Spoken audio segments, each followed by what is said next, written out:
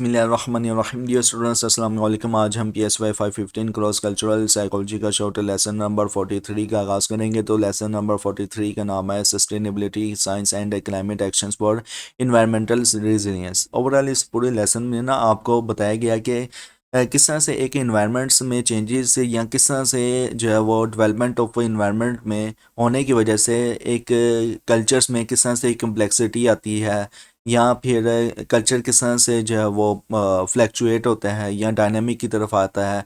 ये ओवरऑल आपको ना लेसन नंबर 43 में समझाने की कोशिश की गई और ये भी बताने की कोशिश की गई है कि किस तरह से डिफरेंट कल्चर्स जो है वो इन्वायरमेंट को रिजिलियंस की तरफ लेके जा सकते हैं।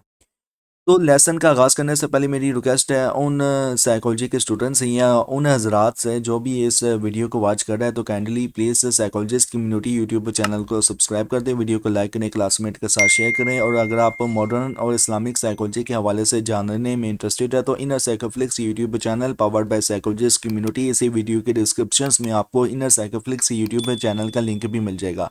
और आप हमें इंस्टाग्राम, टिकटॉक, ट्विटर और फेसबुक में भी फॉलो करें। इसी वीडियो के डिस्क्रिप्शंस में आपको इंस्टाग्राम, टिकटॉक, ट्विटर और फेसबुक का लिंक भी मिल जाएगा और काइंडली प्लीज़ आप फॉलो करें। ओके, लेसन के आगाज़ में अगर मॉड्यूल की बात की जाए तो 174 से लेकर 176 इसमें शामिल है और लेसन बहुत लेंथी है, लेकिन मैं इनको कवर करने की कोशिश करूंगा कि ये एक घंटे से पहले पहले हो, क्योंकि काफ़ी मुझे कमेंट्स भी आए थे कि सर आप लेसन को शॉर्ट करते। मैं अब क्या लेसन को शॉर्ट करूं? अगर मैं अपनी वर्डिंग में कुछ बताना शुरू कर दिया तो आपकी इतना लेवल ऑफ अंडरस्टैंडिंग नहीं है। 30 साल की एक शख्स की लेवल ऑफ अंडरस्टैंडिंग के मुताबिक आपकी लेवल ऑफ अंडरस्टैंडिंग स्टूडेंट्स की नहीं है, तो मैं आपको क्या समझाऊं फिर? आप 2 सफ़ों का कर दिया करें फिर लेसन, ठीक है? मैं अभी आपको 10 मिनट किया कि 5 मिनट में वो कवर अप कर दूंगा लेसन। अब ये जो लेसन नंबर 43 है, अमूमन ये 5 या 6 सफ़े का है। अब इसको कवर करने में जो टाइम है वो ज़ाहिर सी बात है कि 1 घंटा ऑलमोस्ट लग जाता है।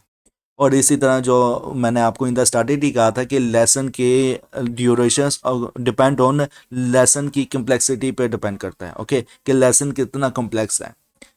जैसे कि मैं मॉड्यूल की बात कर रहा था, तो module 174 sustainability development and environment के नाम से है। तो हमारी ज़िंदगी के ना एक कॉमन कनेक्शन सा हमारा वतन ही होता है और यही हमारी ओरिजिन होती है।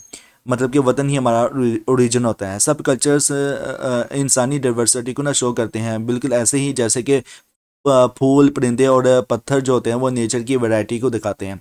इंसानी ज़िंदगी के ना हर दौर में ना वतन ही इंसान जो होता है वो वतन पर ही जीता है और वतन को ही अपना घर समझता है, या अर्थ को या प्लेनेट को ही अपना घर समझता है। जब ये प्लेनेट जो हमारा घर होता है ना खतरे में होता है ना, तो ये ना पूरी इंसानियत के लिए ना एक ग्लोबल कंसर्न बन जाता है। सस्टेनेबिलिटी और इन्वायरमेंटल अवेयरनेस अब क्रॉस कल्चरल साइकोलॉजी में ना इंपॉर्टेंट थीम्स जो है वो बन चुका हुआ है।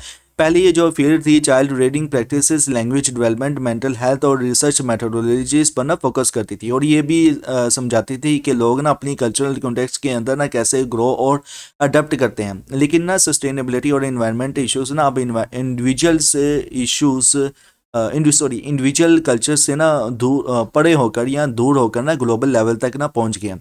हर कल्चर्स और रिलीजियन से ये मान चुके हैं कि ना दुनिया जो जिसे हम जानते हैं फाइनेट है और एक दिन ख़त्म हो जाएगी। अब देख लें कि हर कल्चर ये मान चुका है, हर रिलीजियन जो है वो मान चुका है कि ये दुनिया जो है वो एक दिन ख़त्म हो जानी है।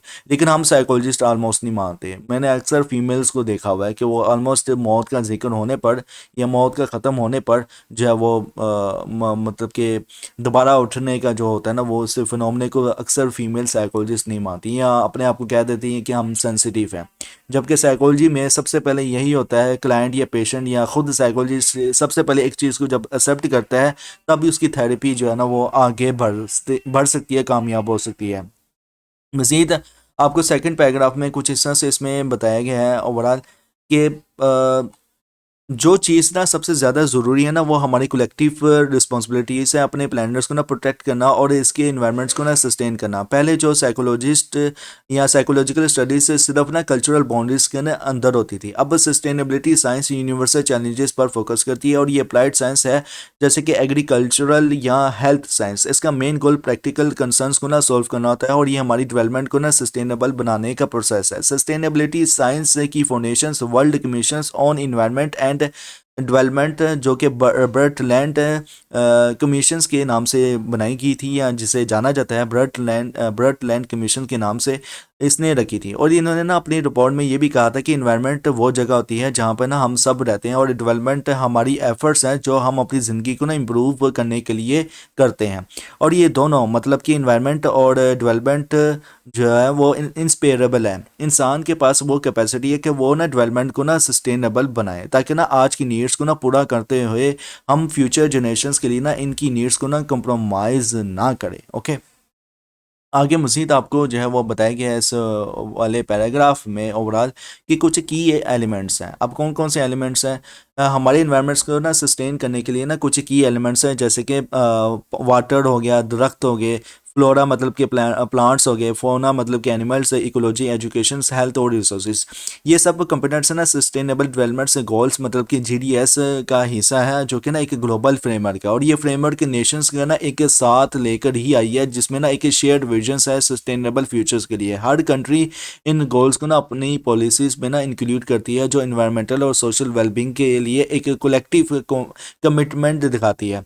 इस ग्लोबल शिफ्ट्स के ना एक इनोवेटिव एग्जांपल्स भूटान की हैप्पीनेस इंडेक्स है।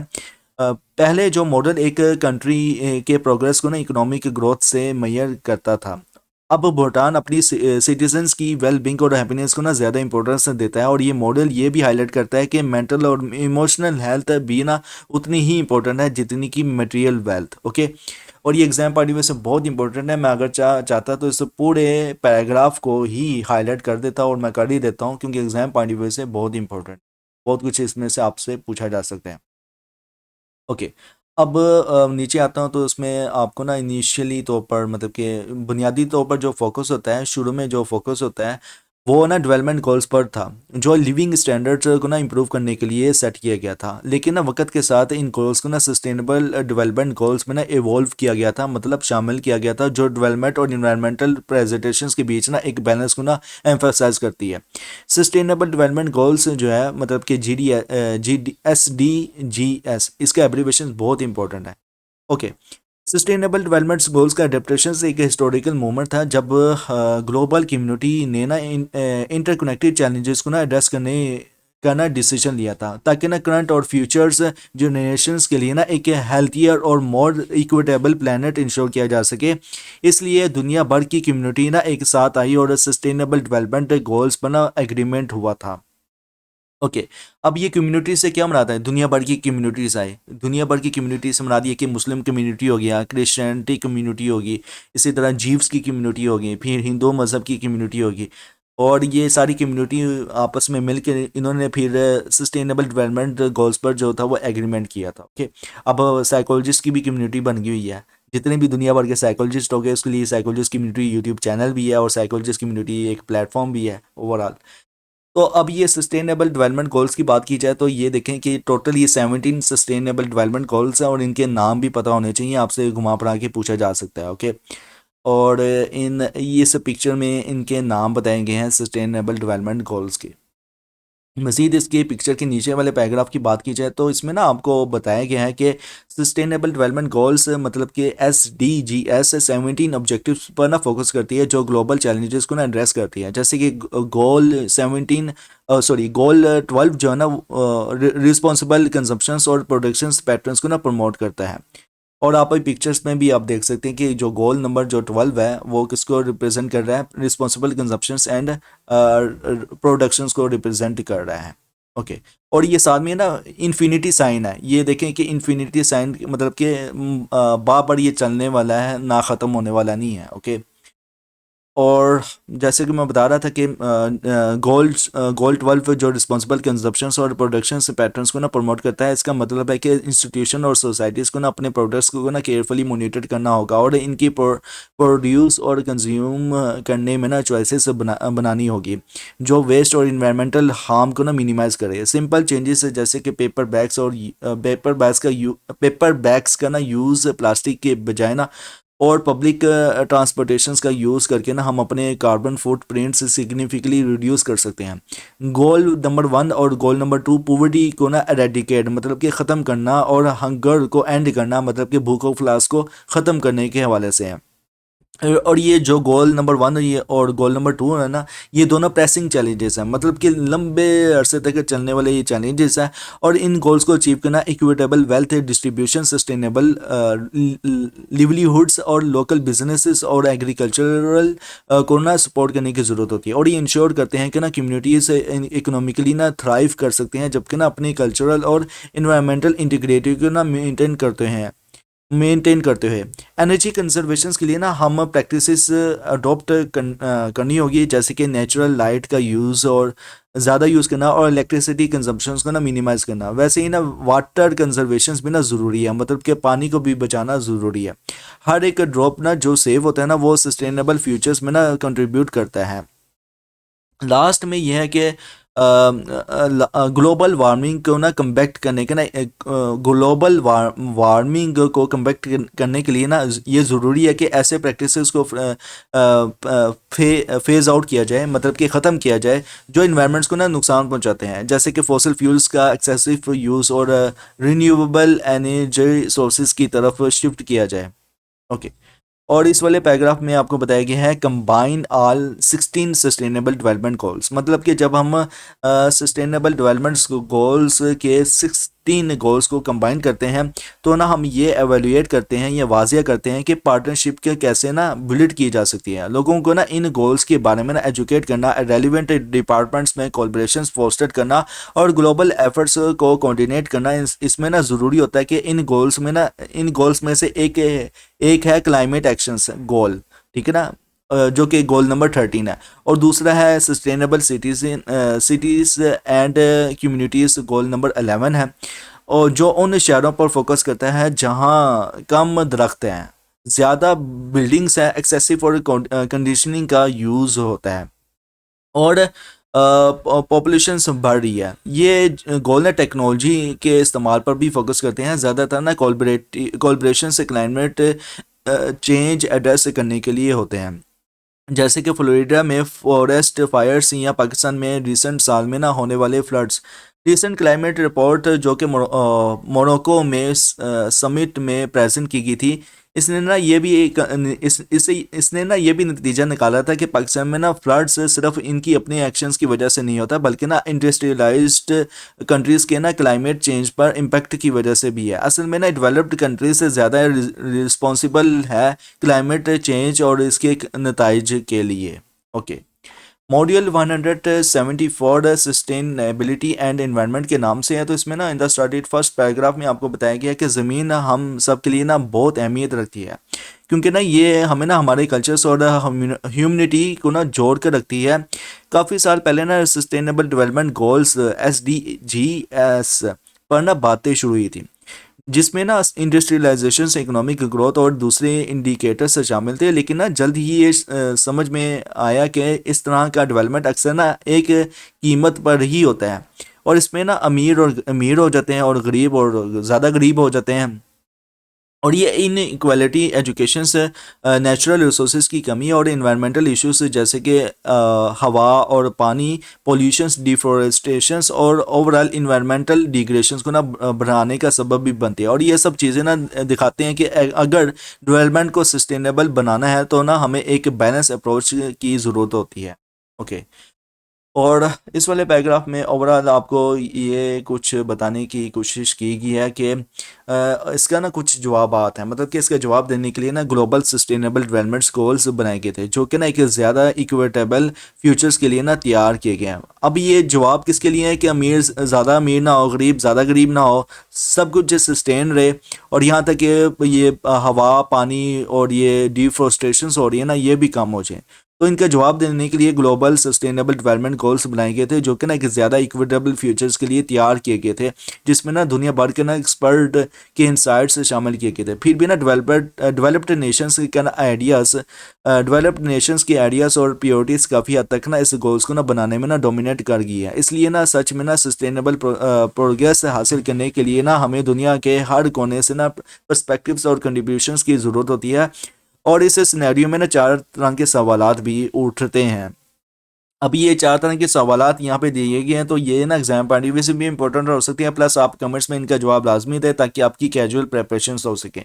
पहला सवाल ये है कि क्या डेवलपमेंट गोल्स का इल्म हर कल्चर्स को एसेसिबल है और क्या ये इनकी प्रोफेशनल ट्रेनिंग में ना शामिल है। नंबर 2 पे जो क्वेश्चन है वो ये कि क्या सस्टेनेबल गोल्स को इम्प्लीमेंट करते वक्त हर कल्चर का अप्रोच कंसिस्टेंट है। नंबर 3 पे क्वेश्चन ये है कि क्या इन्वायरमेंट सस्टेनेबिलिटी और क्लाइमेट चेंज के हवाले से एटीट्यूड्स हर कल्चर्स में एक जैसे हैं और क्या लोग यूनिवर्सली इन इश्यूज़ को ज़रूरी समझते हैं। और लास्ट में नंबर 4 पे क्वेश्चन है कि क्या सस्टेनेबल प्रैक्टिसेस हर कल्चर्स में कंसिस्टेंट है और ये कौन से कल्चरल फैक्टर्स इन्वायरमेंट की मदद करने वाले पॉजिटिव पॉजिटिव प्रैक्टिसेस में शामिल हैं।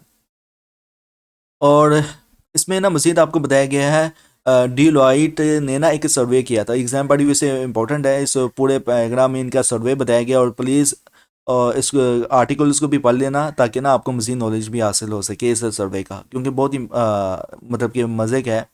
तो डिलॉयट ने ना एक सर्वे किया था, मतलब कि रिसर्च की थी कि जिसमें ना कंज्यूमर एटीट्यूड्स और बिहेवियर्स को ना सस्टेनेबिलिटी के हवाले से ना देखना था।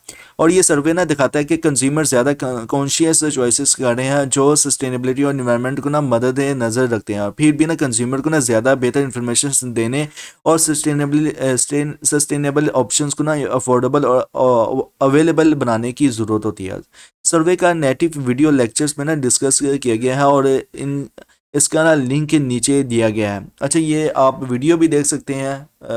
इस मॉड्यूल 175 का जो मॉड्यूल होगा ना उसमें आपको वीडियो भी मिल जाएगी, प्लस आपको ये आर्टिकल्स भी पढ़ सकते हैं। ओके, मज़ीद बताया गया है इस लिंक के नीचे वाले पैराग्राफ में कि हमारे एटीट्यूड्स ना सस्टेनेबल डेवलपमेंट गोल्स के हवाले से ना कई फैक्टर से शेप होते हैं, जैसे कि ये कितना ज़रूरी है कि कौन इन पर एक्शंस लेना ज़रूरी है। ये एटीट्यूड जो है ना इन्वायरमेंट, सोसाइटी और इकोनॉमी के मुताबिक होते हैं, और इंसान होने के नाते ना हमारे एटीट्यूड्स भी होते हैं, जैसे कि गरीबों के लिए को एजुकेशन और रूल्स को फॉलो करने के एटीट्यूड्स। कल्चर भी ना हमारे एटीट्यूड्स को ना इन्फ्लुएंस करते हैं सस्टेनेबिलिटी और इन्वायरमेंट के हवाले से। सस्टेनेबिलिटी डेवलपमेंट्स के हवाले से ना एटीट्यूड्स को चेंज हमारी फीलिंग्स में ना तब्दीली को ना जाहिर करते हैं, जैसे कि इन्वायरमेंट्स की तबाही, क्लाइमेट चेंज, ऑपरेशंस और सोशियो इकोनॉमिक जस्टिस के लिए ना लगना वगैरह। और ये ना सोशियो इकोनॉमिक जस्टिस को बुरा तो लगता है, मतलब कि इनजस्टिस के लिए बुरा तो होता है, लेकिन ये एटीट्यूड्स ना चेंज प्रो सस्टेनेबिलिटी एक्शंस को ना इंडिविजुअली या कलेक्टिव लेवल पर लेने की ज़रूरत का एहसास भी दिलाते हैं। कल्चर और एटीट्यूड्स को टू इन्वायरमेंट्स, मतलब कि कल्चर टू एटीट्यूड्स एनवायरनमेंट्स की बात की जाए तो सबसे पहले आता है, मतलब कि culture and attitudes to environment में डेमोक्रेसी और ऑटोक्रेसी आता है। नंबर 2 पे इकोनॉमिक इक्विटी और नंबर 3 पे एजुकेशन आता है। अब आपको ना द ग्रेटर ट्रांजिशन सिनेरियो भी दिया गया है नीचे इस पैराग्राफ में, मतलब कि एजुकेशन से नीचे।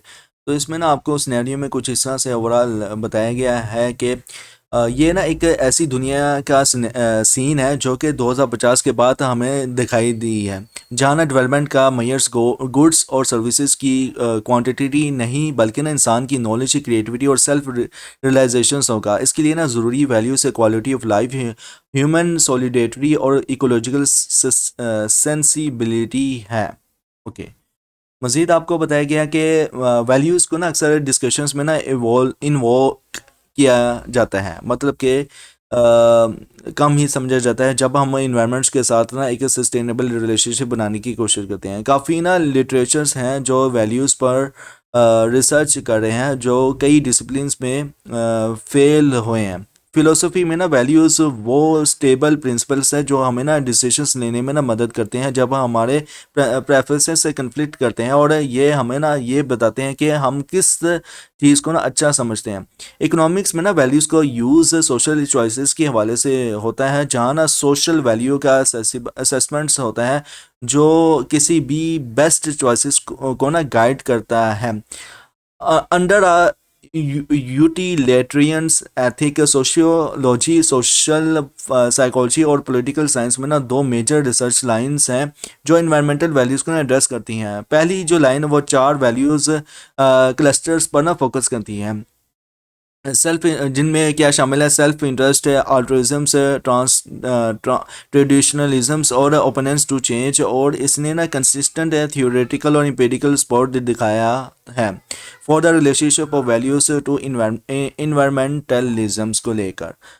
और दूसरी जो लाइन है, दूसरी लाइन ऑफ सजेस्ट करती है कि ना इन्वायरमेंटलिज्म से तब उभरती है जब बेसिक मटेरियल नीड्स पूरी होती हैं। और वो ना लोग जो पोस्टलिज्म से वैल्यूज रखते हैं ना, वो ज़्यादा प्रो इन्वायरमेंटल बिहेवियर से शो करते हैं। इस एग्रीमेंट का सपोर्ट करने वाले एविडेंस थोड़ा अनक्लियर है, लेकिन ओवरऑल ये आइडिया एस्टेब्लिश्ड है कि अल्ट्रुइज्म से जैसे कि वैल्यूज इन्वायरमेंट्स के हवाले से ना पॉजिटिवली रिलेटेड है। लेकिन ना ये बात क्लियर नहीं है कि वैल्यू से चेंज कैसे होती है और वैल्यू चेंज का बिहेवियर पर क्या असर पड़ता है। अच्छा, ये जो पूरा पैराग्राफ है ना, इसको मैं हाईलाइट कर लेता हूँ, क्योंकि ये ना आपसे एग्जाम पॉइंट व्यू से घुमा फिरा के पूछा जा सकता है कि पहली लाइन, दूसरी लाइन, तीसरी लाइन और चौथी लाइन क्या क्या करती है ओवरऑल। और मज़ीद आपको एक आर्टिकल दिया गया तो 3 पिलर्स ऑफ सस्टेनेबिलिटी को लेकर, तो टोटल 3 तरह की लाइन्स है। ओके, तो इस आर्टिकल्स को मज़ीद आप पढ़ सकते हैं डिटेल से, अगर आप पढ़ने में इंटरेस्टेड हैं स्टूडेंट्स। तो 176 मॉड्यूल जो है वो climate and change and action के नाम से है। तो इसमें ना आपको बताया गया है ओवरऑल के क्रॉस कल्चरल साइकोलॉजी में ना कल्चर का सस्टेनेबिलिटी एनवायरनमेंट और क्लाइमेट चेंज पर ना इम्पैक्ट पर लिमिटेड रिसर्च की गई है। लेकिन ना जो स्टडीज़ मुख्तलिफ कंट्रीज़ और सोसाइटीज़ के ग्रुप्स में की गई है ना, इसमें ना ये पता चला है कि ना कल्चर का इन्वायरमेंट एटीट्यूड्स पर ना बहुत ज़्यादा असर पड़ता है। मिसाल के तौर पर जो सोसाइटी से केयर करने वाले को रुख दिखाती हैं या रखती हैं, वहाँ लोग ना ज़्यादा इन्वायरमेंटल कॉन्शियस होते हैं और इन्वायरमेंटली कॉन्शियस ज़्यादा होता है। फैमिली कल्चर्स भी ना इम्पोर्टेंट रोल अदा करते हैं। कुछ फैमिलीज सफाई पर ना ज़्यादा जोर देती हैं,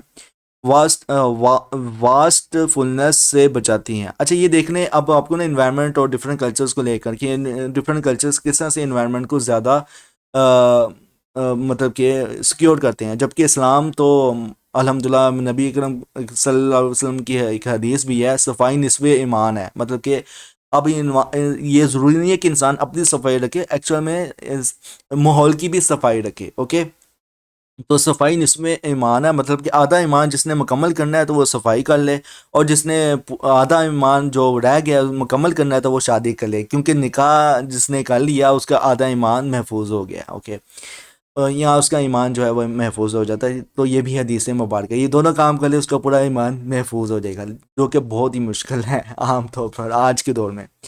जैसे कि मैं बता रहा था जो ज़्यादातर फैमिलीज़ हैं, फैमिली कल्चर भी इंपॉर्टेंट रोल अदा करती हैं कि कुछ फैमिलीज ना सफाई पर जोर देती हैं, वेस्टफुलनेस से बचाती हैं, अननेसेसरी नॉइज से ना बचाती हैं और फ्रगलिटी को ना प्रमोट करती हैं। इससे ना ये साबित होता है कि हर हाउस होल्ड और फैमिली अपना एक ना डिस्टिंक्ट कल्चर्स रखती हैं। सस्टेनेबिलिटी गोल्स दुनिया भर में ना यूनिवर्सल है, लेकिन एक ही सोसाइटी, सिटी या फैमिली के अंदर भी ना काफ़ी डिफरेंसेस देखे जाते हैं। मिसाल के लिए कई जगह पे लोग ना लाइट्स और एयर कंडीशनिंग को ना ढंग से बंद नहीं करते, जो इलेक्ट्रिसिटी वेस्टेज का इंडिकेशंस होता है। और ये नेगलेक्ट इस वजह से होता है कि ना लोग सोचते हैं कि अगर वो डायरेक्टली इस चीज़ के लिए पैसे नहीं दे रहे तो इन्हें ना फ़र्क नहीं पड़ता। लेकिन ये इन डिफरेंसेस दूसरों के लिए रिसोर्सेज का मिस यूज़ करते हैं और ब्रॉडर इन्वायरमेंट इररिस्पॉन्सिबिलिटीज़ को शो भी करते हैं।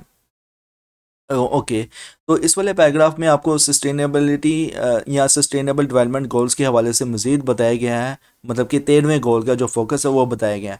तो सस्टेनेबल डेवलपमेंट गोल्स का जो 13 है ना, मतलब कि गोल नंबर 13 का जो फोकस है वो क्लाइमेट चेंज को एड्रेस करना है, जो कि हमारी ज़िंदगी के लिए ना बहुत ज़रूरी है। और इस गोल को अचीव करने के लिए ना हमें लोगों में इसके इम्पोर्टेंस के बारे में ना अवेयरनेस क्रिएट करनी होगी। बहुत से परिंदे जो हमारे हमने बचपन में देखे थे, अब वो तकरीबन ना ख़त्म हो रहे हैं और सिर्फ गांव में ही या कभी कभी ही नज़र आते हैं। जैसे कि चिड़ियाँ जो है ना, वो मैं देखता हूँ कि वो ऑलमोस्ट चिड़ियाँ सर्दियों में भी नज़र आती थी, लेकिन अब सर्दियों में भी नज़र नहीं आती।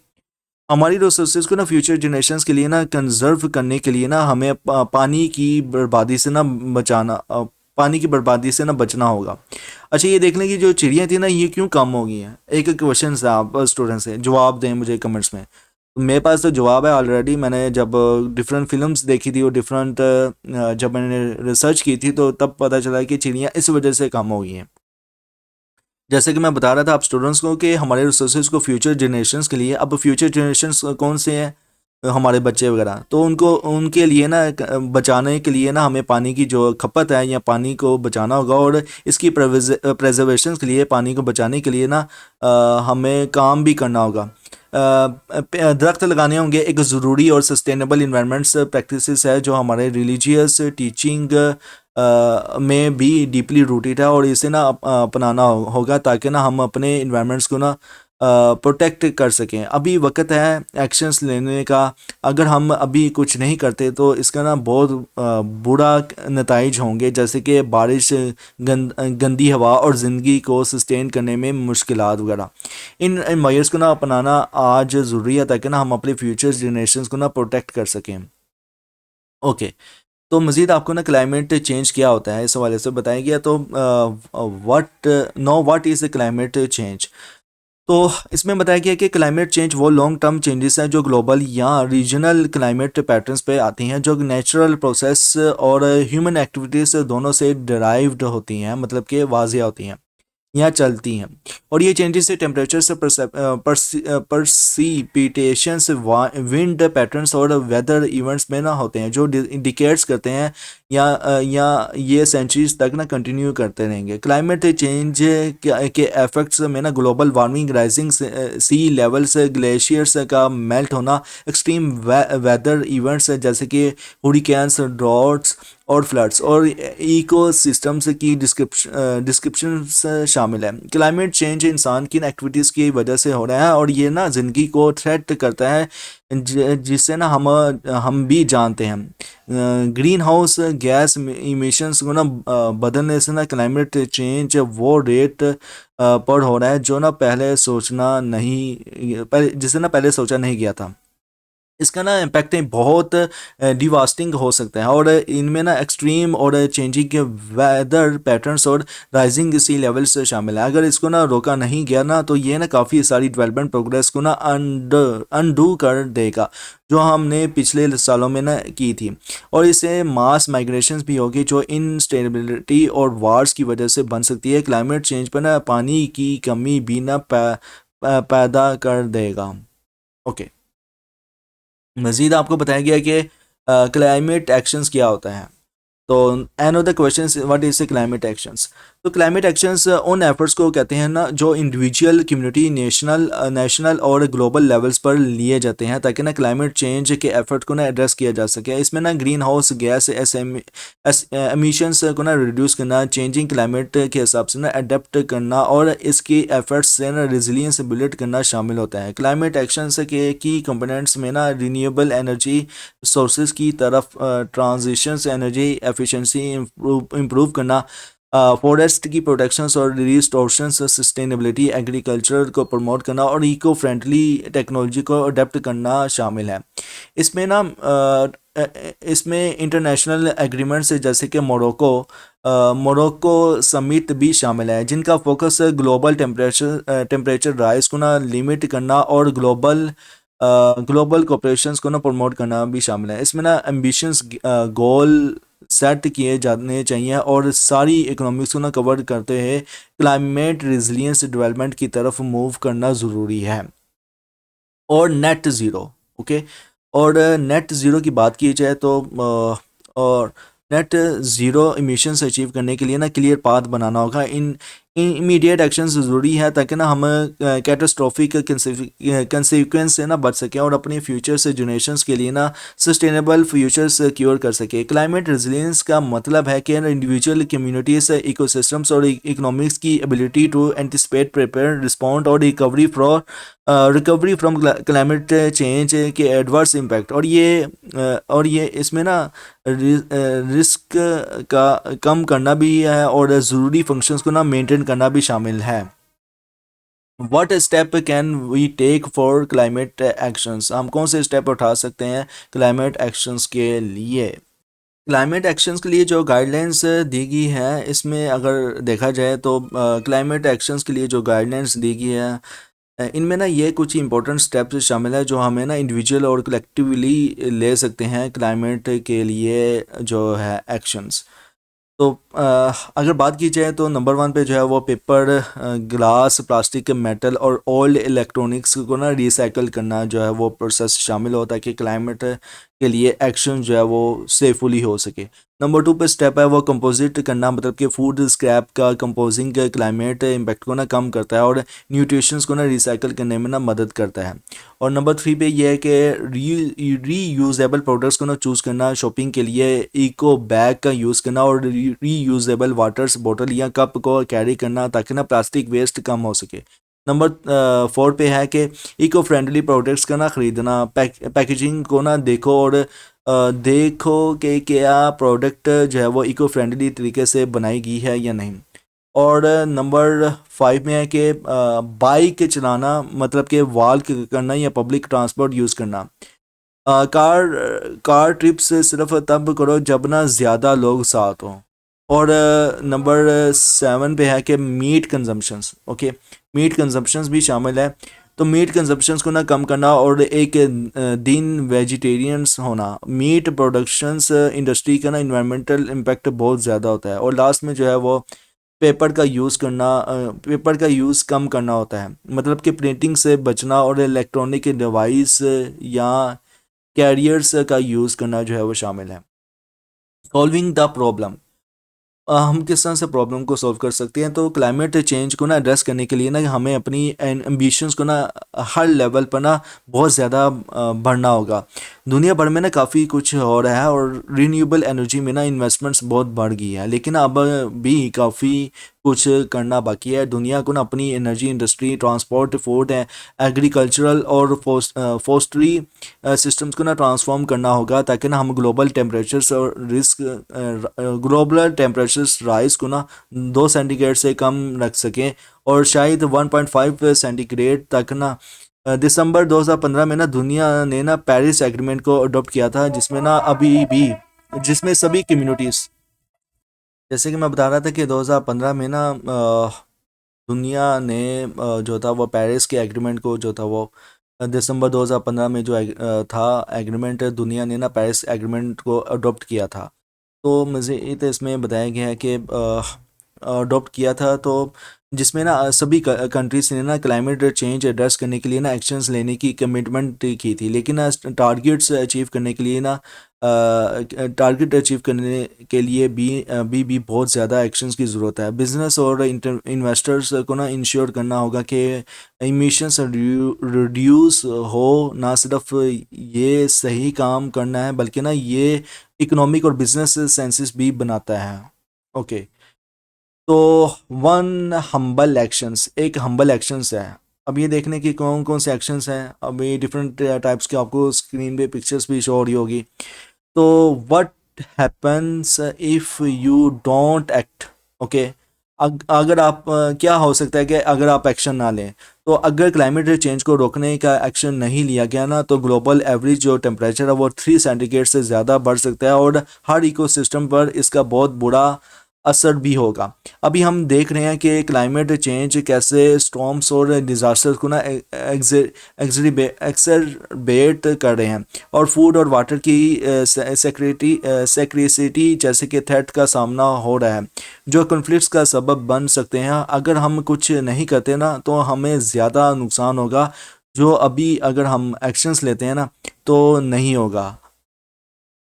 Are we investing enough to combat climate change, तो इसमें बताया गया कि UNF ट्रिपल सी, मतलब कि UNFCCC के मुताबिक, अब ये इसका एब्रीविएशन जो है वो आप ही मुझे कमेंट्स में लाजमी बताएं ताकि आपके अच्छे से इसकी एब्रीविएशंस की प्रेपरेशन हो सके कि UNFCCC से क्या मुराद है। तो ग्लोबल क्लाइमेट फाइनेंशियल फ्लो जो कि 2019 और 2020 में 803 बिलियन डॉलर एनुअली तक ना पहुंच गया था, जो कि ना पहले के ईयर्स के कंपैरिजन में 12% था। लेकिन ना ये अभी भी ना उतना नहीं था जितना ज़रूरी है। ग्लोबल वार्मिंग को ना लिमिट करने के लिए ना और फॉसिल फ्यूल्स रिलेटेड फॉलोअर्स ने ना क्लाइमेट फाइनेंशियल्स को अडेप्टेशंस और अडेप्टेशंस और मिटिगेशन से ना ज़्यादा कर दिया है। और 2020 में ना 2019 में कम से कम 120 डेवलपिंग कंट्रीज ने नेशनल एडेप्टेशन प्लान्स इम्प्लीमेंट किए थे, जो क्लाइमेट एडेप्टेशन और रिजिलियंस को ना इन्हेंस करते हैं।